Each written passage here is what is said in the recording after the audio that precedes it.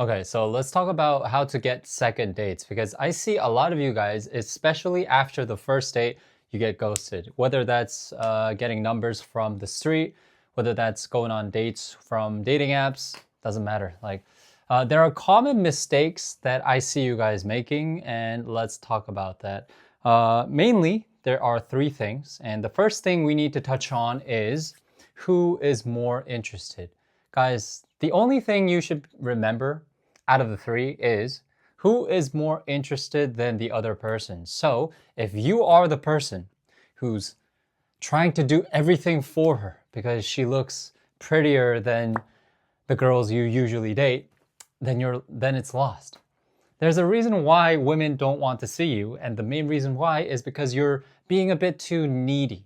Your energy is like, I'm gonna do this for her, I'm gonna do that for her. And a lot of you guys confuse that with being nice, but actually you're just giving in.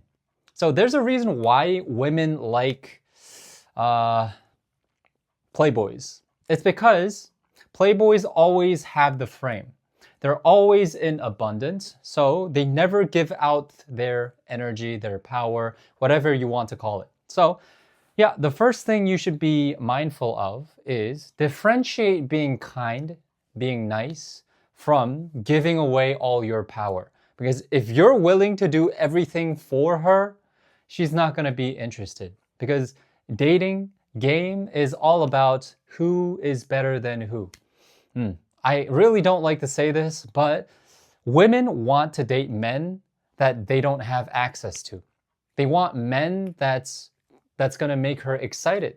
Then imagine you're giving out every resource, every opinion just because she likes or doesn't like it, right? Doesn't make sense. Secondly, let's talk about how your conversation is, your conversational structure. Because if you're asking question after question after question, you're not going to have a second date. Because this is the reason why.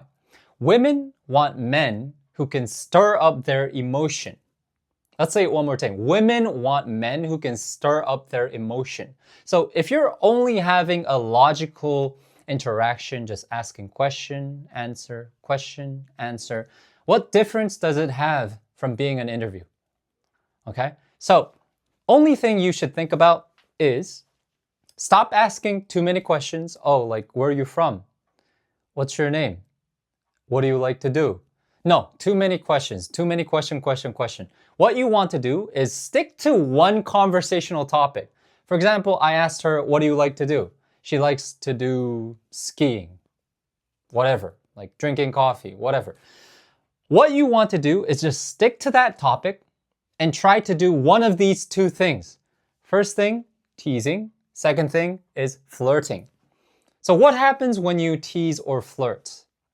You stir up their emotion. That's what happens, okay? So instead of asking question, I want you to ask a question, stick to that topic, tease or flirt, okay? So when you have a nice interaction with your friends or family or that one girl that you used to hang out with, when you used to tease, how better is the conversation? How much better is it? Because there's emotion. There's emotion. It's not a logical conversation anymore, it's emotional. And also, the reason why I mentioned flirting is because a lot of dudes are afraid of showing intent. They're afraid of telling the girl that he is interested. I understand why, because it seems like you're giving away too much of your power. But in reality, sophisticated flirting is more like a dance. You're not leaning into her. You're not like pulling her entirely in. You're making her wonder. It's like a dance. You're pulling her in, pushing her out. So good flirting has to be always contextual. Okay? So for example, you can say something like this. Like if she says like she's 26 and I'm 30, I would say something like, that's perfect. I heard that a 4-year age gap is nice. Something like that. Or you can say something like, what's your name? She says, Jessica. And I tell her what my name is. Oh, I'm Jay, by the way. And I've heard that Jessica's and Jay's get along. right? So it's not too obvious. It's kind of subtle, plus it's kind of fun and flirty, okay? That's the point. Finally, let's talk about leading.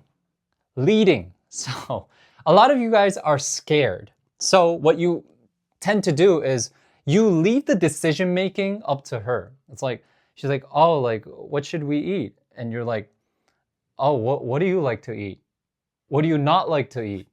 Oh, okay. We have these like choices. Like, what do you want to do? No, you have to be the one leading. So if you let them behave in a certain way, they're going to match your energy. So what you want to do is always think about the locations, always think about the seatings, always thinking about the structure of the dates. I'm going to go to a coffee shop, I'm going to have a drink, I'm going to bring her home, X, Y, and Z. Always have that in mind and do not let her make the decisions, okay? And the only thing you have to do during the date is have fun, be illogical, tease, flirt, lead, and let her know that you are interested, but not more interested than her.